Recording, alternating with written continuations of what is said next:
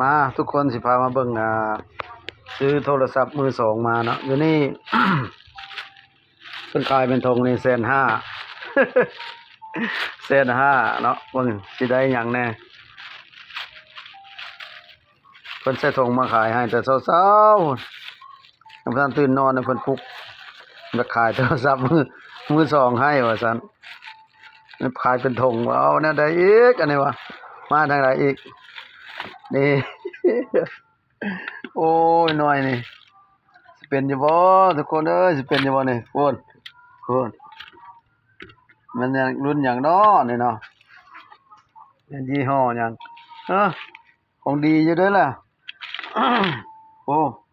บาดมือ ของดีอยู่ได้นี่โอ้ได้ดีเป็นชิ้นเป็นอันแล้วนี่เป็นหยังมันทุกคนเป็นหยังมัน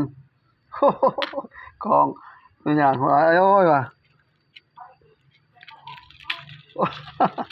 Samsung เนาะอ๋อ 150,000มันขายเป็นธง150,000แต่ว่าปุ๊กแต่เช้าๆบ่มีตัวใดอีกบัดนี้ธงนึกมาอีกนี่ตัวนี้ อันนี้น่าจะเป็น Vivo เนาะ โอ้โตสภาพจักสิได้หยังว่าน้องเอาอยู่นี่เนาะโอ้ซื้อว่าธงนะมันขายเป็นธง150,000ว่ะถ้าคนเก็บมาทางใดเด้อนี่เด้อบ่ฮู้เด้อนี่มาเบิ่งหน่อยนี่อีกอันนี้ Vivo น่าจะเป็น Y11 ตัวนี้กล้องแตกเนาะกล้องแตกจอแตก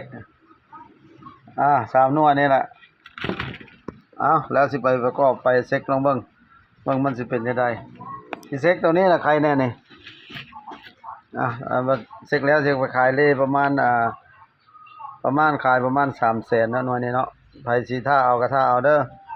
สิขายประมาณ 300,000ขายให้เนาะใครทันก็เอาส่ำนี้ก่อนสิไปเช็คเครื่องก่อน